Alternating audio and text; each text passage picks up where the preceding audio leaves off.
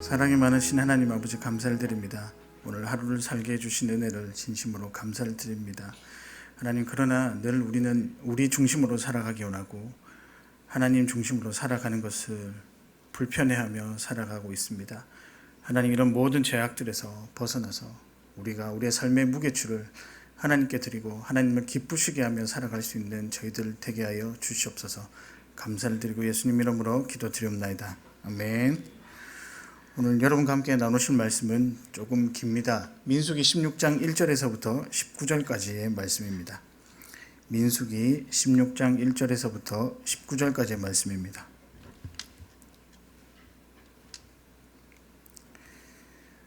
우리 찾으셨으면 저와 여러분이 한 절씩 교독하도록 하시겠습니다. 레위의 정손 고핫의 손자 이스라엘의 아들 고라와 루벤 자손 엘리압의 아들 다단과 아비람과 벨렛의 아들 온이 당을 짓고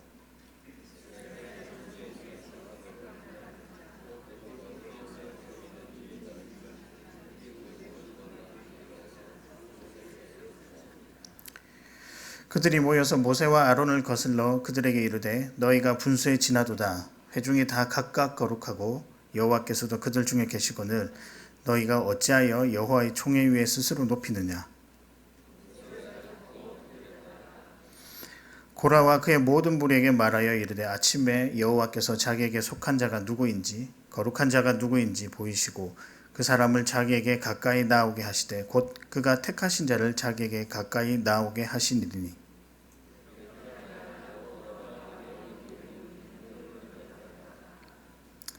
내일 여호와 앞에서 그 향로에 불을 담고 그 위에 향을 두라. 그때 여호와께서 택하신 자는 거룩하게 되리라. 레위 자손들아 너희가 너무 분수에 지나치느니라.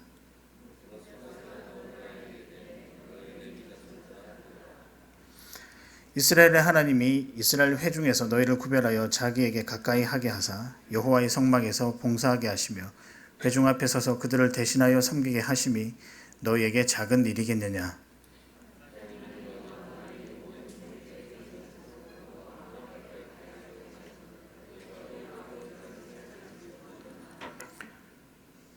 이를 위하여 너와 너의 무리가 다 모여서 여호와를 거스르는도다. 아론이 어떠한 사람이기에 너희가 그를 원망하느냐.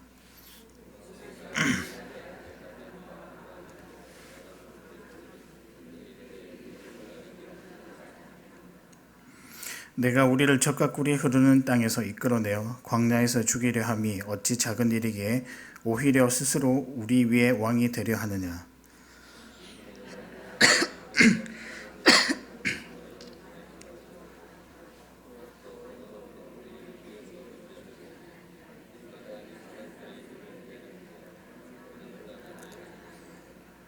모세가 심히 노하여 여호와께 여짜오되 주는 그들의 허물을 돌아보지 마옵소서. 나는 그들의 낙이 한 마리도 빼앗지 아니하였고 그들 중에 한 사람도 해하지 아니하였나이다 하고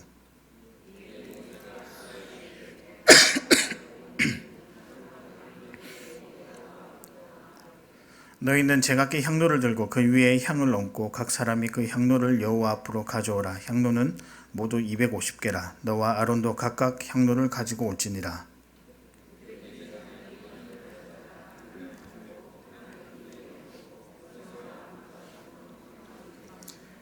같이 읽겠습니다. 고라가 온 회중을 회막문에 모아놓고 그 두 사람을 대적하려 하며 여호와의 영광이 온 회중에게 나타나시니라. 아멘. 여러분, 오늘은 첫째 주입니다. 1년에 딱 반이 지나고 맞이하는 첫 번째 수요일입니다. 우리 서로 인사했으면 좋겠습니다. 지난 반년 동안 수고하셨습니다 라고 한번 인사하도록 하겠습니다. 예, 한 번 더 인사했으면 좋겠는데요. 다가오는 또 반년도 수고하십시다 라고 한번 인사했으면 좋겠습니다. 남은 한 해도 그 성령의 충만함에 힘입어서 믿음 가운데 온전히 살아가시는 사랑하는 성도 여러분 되시기를 축복합니다. 그런데요, 오늘 말씀을 통해 이 반년을 정산하고 새로운 반년을 나아가면서 하나님께서 우리 가운데 있는 어떤 한 연약한 부분을 또 지적하시고 또 이것에 대해서 한번 염려하시는 것 같은 그런 느낌이 듭니다. 그래서 제가 연약한 우리 상태를 한번 확인해 보고자 이 말씀을 가지고 함께 여러분과 나누었으면 좋겠습니다. 그렇다면 저와 함께 우리가 염두하고 또 고민해야 하고 이것을 극복해야 하는 이 연약함은 무엇일까? 제가 저희 집에 있었던 이야기를 먼저 드리고자 합니다. 어느 날 저희 딸에게 그 애니메이션이거든요. 그 아이들 보는 만화 영화인데 인사이드 아웃이라는 영화를 제가 보여주었습니다. 그 내용이 뭐냐면 사람 안에 5가지 감정이 있는데 소심이, 기쁨이, 까칠이, 슬픔이, 마지막에 버럭이가 있습니다. 이 5가지 감정이 의인화가 되어서 라일리라고 하는 이 소녀 안에서 일어나는 이 소녀의 삶 가운데 일어나는 일들을 이 5가지 감정이 서로 사람처럼 대화하고 뭐 이렇게 살아가는 그런 내용입니다. 근데 그 영화를 보여주니까 굉장히 집중해서 보는 겁니다. 그리고 영화를 보고 며칠 후에 저에게 문득 이런 이야기를 하는 것입니다. 아빠, 나는 기쁨이가 참 많아. 그래 채훈아, 아빠가 볼 때도 너가 참 기쁨이가 참 많은 것 같아. 근데 아빠, 엄마도 참 기쁨이가 많은 것 같아. 잘 인정하지 못하겠지만 여튼 그렇다 치자. 근데 마지막에 뭐라고 이야기하냐면, 근데 아빠는 뭐가 많을 거예요, 여러분? 어떻게 잘 아십니까? 저한테 아빠는 버럭이가 많아라고 이야기를 하는 것입니다. 그래서 그 다음 말이 더 웃겼는데요. 아빠 하나님께 아빠 안에 있는 버럭이가 사라질 수 있도록 기도한다고 이야기를 했습니다. 제가 할 말을 잃었습니다. 아직 어린 딸에게 변명을 할 수도 없고, 얘야 그게 아니란다, 상황은 이래서 이렇단다, 아빠는 그런 사람이 아니란다 이렇게 말할 수도 없지 않습니까? 실제 제가 봐도 약간 그런 것 같기도 하고, 저는 졸지에 저희 집에서 버럭이가 되었습니다. 아직까지 그 버럭이에서 헤어나지 못하고 있는데, 어쩌면 아이의 눈을 통해서 본 그 사실이 진실일지도 모른다는 생각을 하게 됩니다. 그러면 제가 생각을 해보았습니다. 제가 왜 버럭이가 되었을까? 왜 버럭이라고 평가를 받았을까요?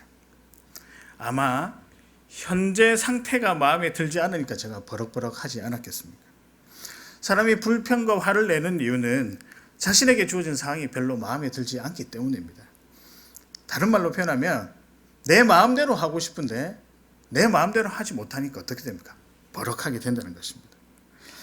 조금 더 이 말을 이 자신 마음대로 살아가고 싶은 마음을 좀 세련되게 이야기를 하면, 모든 사람은 자기 중심대로 살고 싶다는 거예요. 근데 자기 중심대로 살지 못하면 어떻게 된다? 화를 내고 불평을 하고 불만을 하게 된다는 것입니다. 근데 여러분, 내가 중심이 되지 못하면 단순하게 화내는 것으로 끝나는 것이 아니라 다른 사람들에게도 화를 내게 되고, 또 다른 사람들이 하는 모든 일들을 평가를 하게 됩니다. 저 사람은 저게 좀 마음에 들지 않아. 그리고 저 사람은 지금 분명히 잘못된 것 같아. 그래서 그 사람들을 비난하고 평가하게 이르게 됩니다. 우리는 이런 상태를 교만이라고 부릅니다. 여러분 어떻습니까? 맞는 것 같습니까? 교만이 무엇이라고 생각합니까? 여튼 우리 마음 가운데 불평이 많아서 마음에 들지 않아서 여러 가지 감정을 표출하면서 상대방을 비난하고 상대방을 정죄하는 것, 이 마음 깊은 곳에는 무엇이 깔려 있겠습니까? 내가 그들보다 우월하다, 내가 이 세상의 중심이다, 내가 모든 삶의 중심이다라고 하는 그런 교만이 깔려 있습니다. 제가 교만이라는 단어를 성경 사전을 찾아보니까 이렇게 나와 있습니다. 근데 굉장히 많이 공감이 되었던 것 같습니다. 뭐라고 나와 있냐면요, 스스로 우월감을 마음 중심에 품고 언제나 자기가 중심이 되지 않으면 만족하지 못하는 마음의 상태, 어떻습니까? 좀 찔리십니까? 근데 여러분, 이런 교만이 잠언 16장 18절에 보면, 교만은 패망의 선봉이요 거만한 마음은 넘어짐의 앞잡이라고 분명히 설명하고 있습니다. 그렇게 볼 때 교만이라는 상태는 굉장히 위험하고 우리가 멀리해야 되는 것으로 판단할 수 있습니다. 그러면 어떻게 하면 우리 마음 가운데 부지불식간에 이렇게 묻어져 있는 이 교만함, 어떻게 하면 벗어날 수 있을까요? 그래서 제가 어떻게 하면 이 버럭이에서 벗어나서 저도 기쁨이가 한번 되어볼 수 있을까요? 여러분, 한 사건이 우리에게 교훈을 주고 있습니다. 그 사건은 오늘 본문에 나와 있는 그 사건입니다. 이스라엘 백성들에게 한 사건이 있었습니다. 저는 이 사건을 이렇게 부르고 싶습니다. 교만으로 인한 반역의 사건이다. 여러분, 오늘 본문을 읽어보니까 어떻습니까? 뭔가 좀 난리법석이 나지 않고 있습니까? 뭔가 대들기도 하고 모세는 아니다라고 하고, 뭔가 우리 안에 이렇게 좀 봐도 내용이 이건 이러면 안 되는데 라고 하는 불편한 내용들, 이 내용들을 보니까 교만으로 인한 반역의 사건이라고 우리가 판단하고 부를 수 있습니다. 여튼 교만 때문에 망해져 가는 모습을 오늘 본문에서 보여주고 있습니다. 네 사람이 등장합니다. 고라, 다단, 아비람, 그리고 온이라는 무리가 등장합니다. 특별히 고라는 레위 지파 사람으로서 성전의 기구를 또 돌보는 그런 일을 하고 있는 아주 중요한 직책을 맡은 사람입니다. 그런데 그들이 패거리를 지었습니다. 1절에 보면 당을 지었다라고 표현하고 있습니다. 그리고 패거리를 짓는 것에서 모자라서 250명의 지휘관들과 함께 모세와 아론을 거슬렸다고 2절에서 표현하고 있습니다. 교만한 상태로 인하여 반역을 했습니다. 그리고 이 반역의 내용을 쭉 살펴보니까 두 가지로 우리는 반역을 한다라고 표현하고 있습니다. 3절에 나와 있는데요. 3절에 이렇게 나와 있습니다. 그들이 모여서 모세와 아론을 거슬러 그들에게 이르되 너희가 분수에 지나도다. 회중이 다 각각 거룩하고 여호와께서도 그들 중에 계시거늘 너희가 어찌하여 그들의 여호와의 총회에 스스로 높이느냐. 이 두 가지의 이유를 가지고 반역을 하고 있습니다. 첫 번째는 모세와 아론이 분수에 지나치다. 두 번째는 모세와 아론이 거룩하지 못하다. 이 문제 때문에 보고 있으려니까 속이 터져서 내가 반역이라도 해야 되겠다 라고 하고 있는 상태입니다. 제가 세번역 성경을 한번 읽어보니까 이렇게 표현이 되어 있습니다. 그들이 모세와 아론에게 대항하여 모여서 항의하였다. 당신들은 분에 넘치는 일을 하고 있어. 온 회중 각자가 다 거룩하고 그들 가운데 주님께서 계시는데 어찌하여 당신들은 주님의 회중 위에 군림하려 하오. 이 반역의 무리들이 모세와 아론에게 속된 말로 표현을 하면 조금 보기에 띠껍다라는 겁니다. 너희들이 하는 일이 조금 별로 마음에 들지 않느냐. 그래서 그 너희들이 하는 일이 왜 마음에 들지 않을까 생각해보니까 너희들 안에 하나님이 없다. 거룩이 없기 때문에 지금 우리가 너희들을 향해서 반역하는 것은 뭐하다? 옳다. 지금 이야기를 하고 있는 것입니다. 월권을 해서 좀 불편하다. 그리고 거룩하지 못하니 당신들이 어떻게 이 많은 이스라엘 백성들의 지도자가 될 수 있겠는가? 그리고 대제사장이 될 수 있겠는가? 여러분 이렇게 표현을 하고 있습니다. 근데 여러분 이들이 왜 이렇게 표현을 했을까요? 왜 이렇게 당을 짓고 그들에게 반역하고 나아갔을까요? 정말 모세와 아론이 거룩하지 못해서 아니면 그들이 조금 도가 지나친 행동들을 백성들에게 하여서 정말 정의로운 마음으로 이것은 아닌 것 같다. 이 상황은 나도 믿음의 양심을 가지고 있는데 이 상황은 바로 잡아야 되겠다. 이런 마음으로 혹시 했을까요? 그래도 적어도 우리는 모세와 아론이 어떤 사람인지는 좀 잘 알지 않습니까? 그래도 모세는 이 땅 위에 이렇게 온유한 자가 없었고 하나님을 신실하게 바라봤던 거룩한 삶을 살아갔던 사람인데 어떤 모습을 보였길래 이 무리들이 이 반역의 이유를 이런 식으로 들이대고 있을까요? 근데 여러분 우리가 생각과는 달리 사실은 굉장히 의도적인 이 반역의 내용, 3절에 있는 것이 의도적인 반역의 내용이라는 것입니다. 무슨 말이냐면 이 반역의 무리가 자신들의 의도는 숨긴 채 겉 표현만 들이댈 게 없어서 이 두 가지 이유를 들이대고 있다는 것입니다. 그러면 그들이 왜 이렇게 반역을 했을까요? 진짜 이유는 무엇일까요? 여러분 10절에 나와 있습니다. 10절은 모세가 한 말인데요. 모세가 뭐라고 이야기하냐면 이 무리들에게 하나님이 너와 내 모든 형제 레위 자손으로 너와 함께 가까이 오게 하셨거늘 너희가 오히려 제사장의 직분을 구하느냐. 그럼 결국 이 사람들은 뭐 때문에 지금 이렇게 난리법석을 치고 있다고요? 제사장이 하고 싶어서요. 그렇다면 이 사람들은 사실 교만한 상태입니다. 자기 마음대로 무엇인가를 하고 싶습니다. 왜냐하면 모세와 아론이 민족들을 자기 족속들을 지도하는 것을 보니까 꽤 매력 있어 보이거든요. 힘이 있어 보이고 자기 말 한마디니까 모든 백성들이 따라오는 것을 보고 솔깃했던 것입니다. 그래서 이 무리들이 본인도 자기 마음대로 하고 싶었다는 것입니다. 아까 교만이 뭐라고 했습니까? 내 마음대로 하고 싶다는 거죠. 자기 중심에 무엇인가 이 힘을 쥐고 중심에 쥐고 이걸 하고 싶다는 것이 교만이라고 했죠. 그들은 교만했습니다. 그들은 자기 마음대로 무언가를 하고 싶었던 것입니다. 근데 그런 관점으로 보니까 이스라엘 백성들을 자기 마음대로 할 수 있는 위치가 딱 하나가 있었거든요. 모세의 위치였고 아론이 가진 대제사장의 위치였습니다. 그래서 여러분, 이 직분들은 사실 하나님께서 자기 하나님의 영광을 위해서 섬기라고 불러주신 부르심에 관한 직분입니다. 그런데 그들은 뭐라고 생각했습니까? 권력으로 받은 직분이라고 착각을 한 것입니다.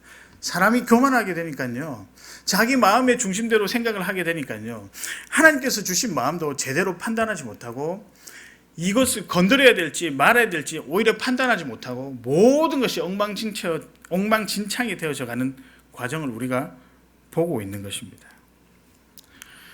9절에 보면 하나님께서 이 레위 지파에게 하실 일을 정확하게 알려주셨습니다. 그것은 이스라엘의 하나님이 이스라엘 회중에서 너희를 구별하여 자기에게 가까이 하게 하사 여호와의 성막에서 봉사하게 하시며 회중 앞에 서서 그들을 대신하여 섬기게 하심이라고 했습니다.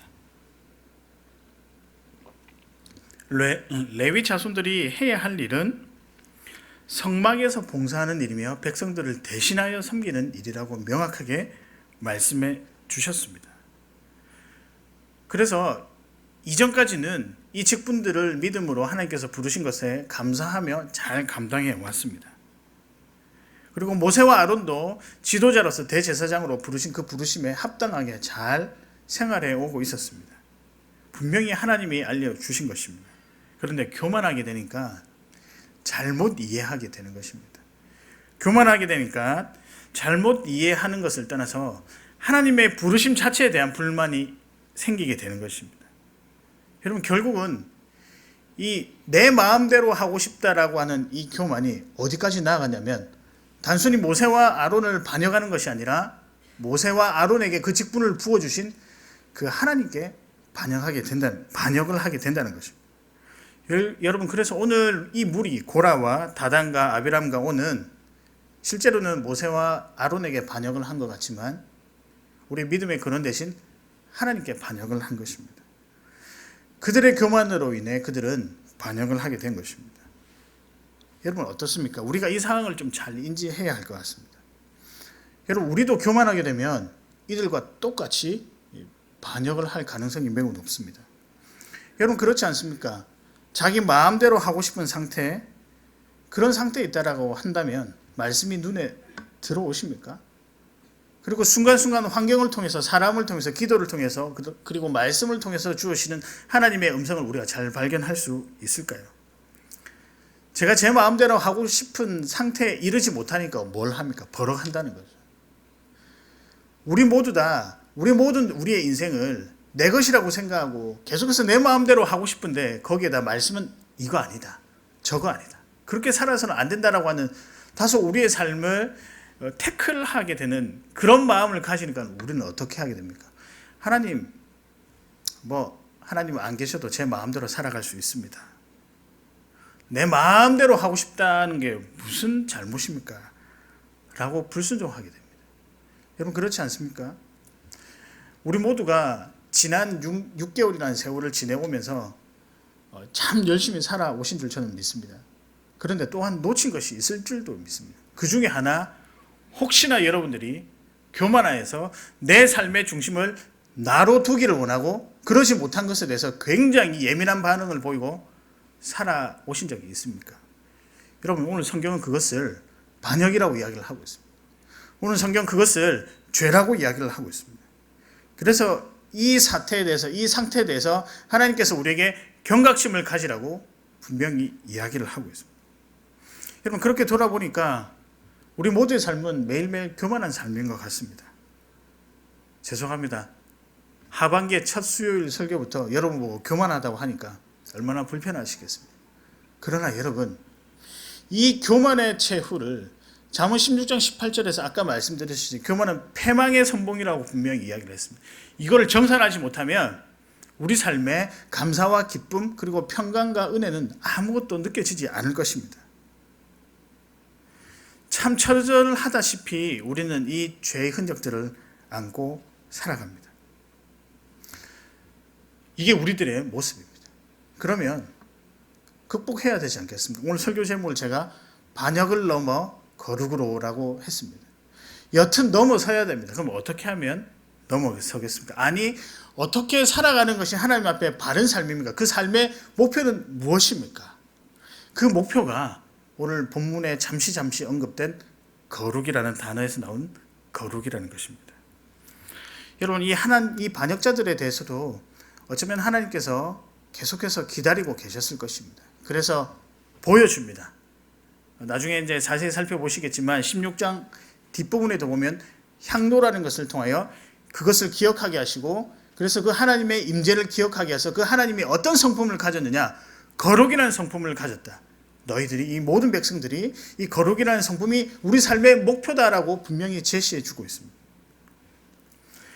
7절에 보면 이렇게 나와 있습니다. 내일 여호와 앞에서 그 향로에 불을 담고 그 위에 향을 두라. 그때 여호와께서 택하신 자는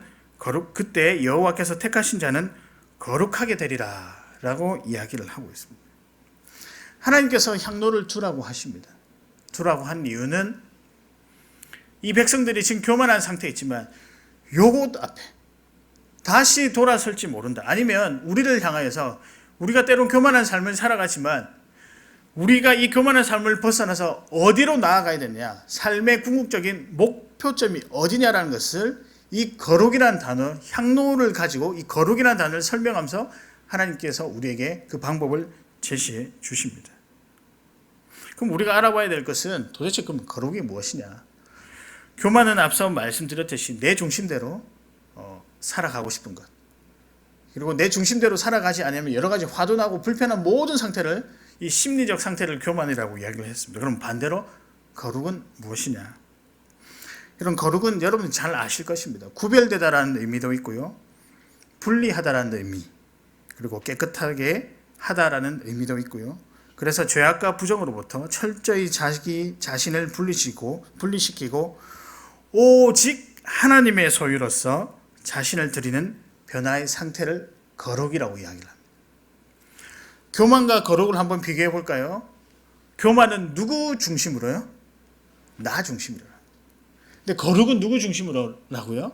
오직 하나님 중심으로라는 것이 나와 있습니다. 앞서 말한 교만은 인간 중심의 자기 마음대로 하고 싶은 마음의 상태를 설명합니다. 그러나 거룩은 하나님 중심의 상태를 설명합니다. 삶의 무게 중심추가 우리 자신에게 있지 아니하고 하나님께 있다는 것입니다. 그러나 여러분, 거룩은 우리가 우리 스스로 되고 싶다고 해서 되는 일이 아닙니다. 어떻게 우리의 힘으로 하나님의 성품 중 하나인 거룩을 우리가 따라갈 수 있겠습니까? 그래서 하나님께서 무엇이라고 말씀하냐면, 하나님께서 택한 자들에게 그 은혜를 통하여 또는 성령을 통하여 거룩게 하신다라고 신구약 성경 말씀을 통틀어서 계속해서 우리에게 전달하고 있습니다.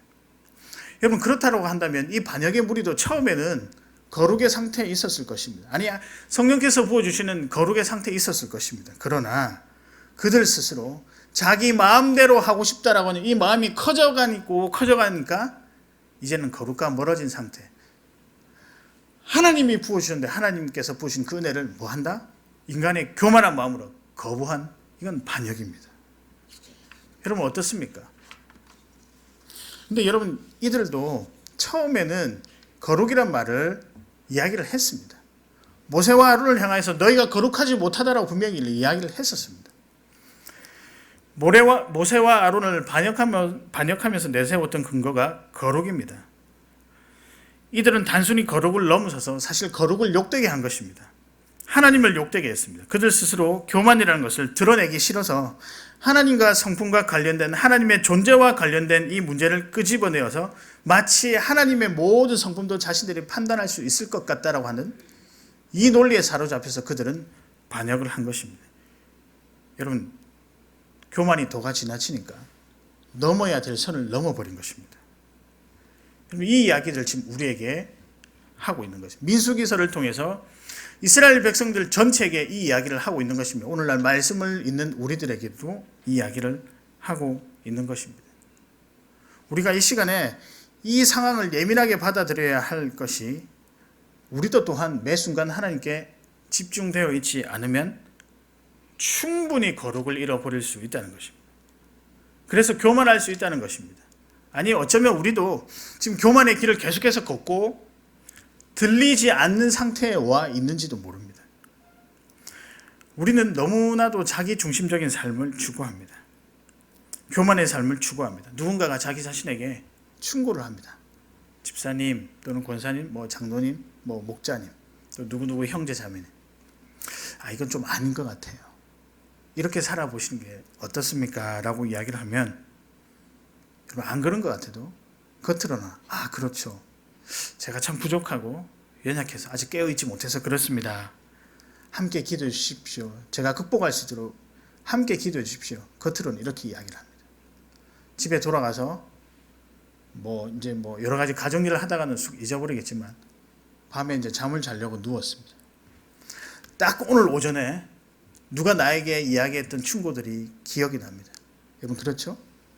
근데 거기서 멈추는 게 아니라 그래 잊어버려야지라고 빨리 잊어버려야 되는데 마음에 분이 차가지고 화가 더 나는 겁니다. 그래서 어떻게 하면 복수할까? 어떻게 하면 그 사람에게 말로 행동으로 복수할까? 이게 거룩의 삶입니까? 만약에 그렇다고 한다면, 만약에 이런 상태에 있다고 한다면 우리는 어쩌면 교만한 상태가 확실할지도 모릅니다. 그러나 여러분, 소망을 잃지 마시고 희망을 잃지 마십시오. 하나님께서는 자기 백성을 끝까지 기다리시고 회복되기를 바라십니다. 그러나 우리가 한번 점검해 보아야 할 것입니다. 만약에 이런 상태에 있다고 한다면 4절과 5절에 자기가 어디에 속해 있는지, 거룩의 주체 되신 하나님이 누구신지를 한번 스스로에게 질문 던져보면서 점검해야 할 것입니다. 여러분, 나는 지금 어디에 있습니까? 반역의 세력 가운데 있습니까? 아니면 나는 어디에 있습니까? 한번 물어보십시오. 한번 스스로에게 자문해 보십시오. 그리고 거룩의 주체 되신 그 하나님이 누구십니까? 물어보았을 때 그 하나님이 내 삶의 중심이다라고 하는 이 답변이 나오지 않는다라고 한다면 지금은 심각한 상태라는 거예요.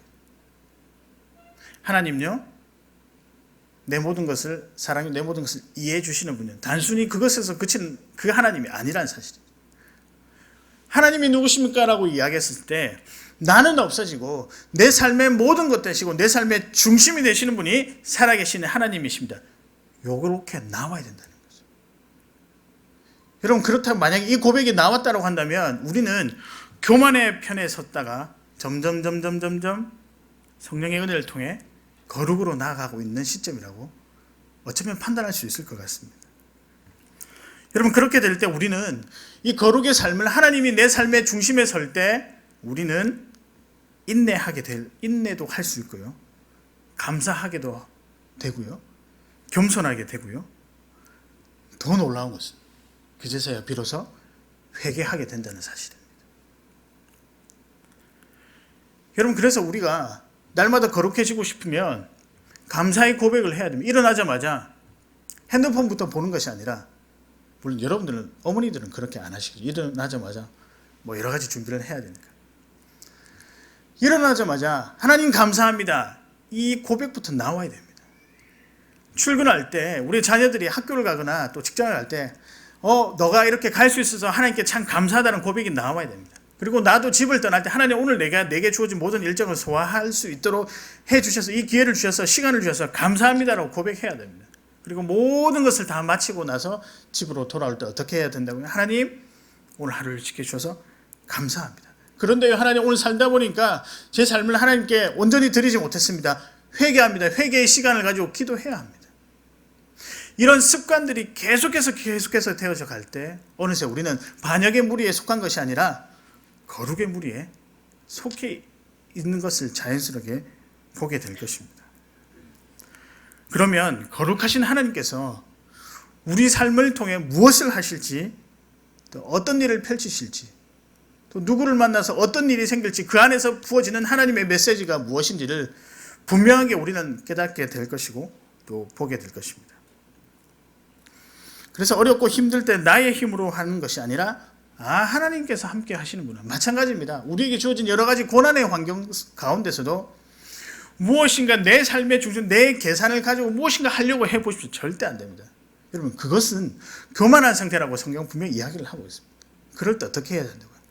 하나님의 중심대로 다시 한 번 더 점검하고 하나님의 관점으로 보고 기도하고 또 행여나 내가 그 과정 가운데 잘못한 것이 없었는가, 죄를 지은 것이 없었던가 회개하며 나갈 때 하나님께서 그 거룩의 길들 또 거룩의 모습들을 우리에게 보여주신다는 것입니다. 그래서 제가 오늘 여러분들에게 권면합니다. 여러분 중심으로 살고 있으셨습니까? 대답 다 못하시죠. 여러분 중심에 살고 있었다라고 한다면 그것은 교만입니다. 인정하십니까? 그러나 우리의 삶의 목표는 어디여야 된다고요? 하나님 중심으로 살아가야 된다. 여러분, 그래서 설교 제목이 반역을 넘어가셔야 됩니다. 오늘은 이 넘어가는 과정입니다. 넘어서 어디로 가야 된다고요? 거룩으로. 나를 버리고 나 중심에서 하나님 중심으로 가야 된다는 것입니다. 여러분, 이렇게 할 때 무슨 일이 일어날까요? 우리 삶에요? 기쁨이 있습니다. 평강이 있습니다. 제가 어떻게 아냐고요? 사람이 그렇다 해서 늘 우리가 교만하게 살 수 없지는 않습니다. 때로는 그래도 믿음 안에 있을 때 거룩하게 살 때도 있었지 않습니까? 그때 여러분 한번 생각해 보십시오. 무엇이 있었습니까?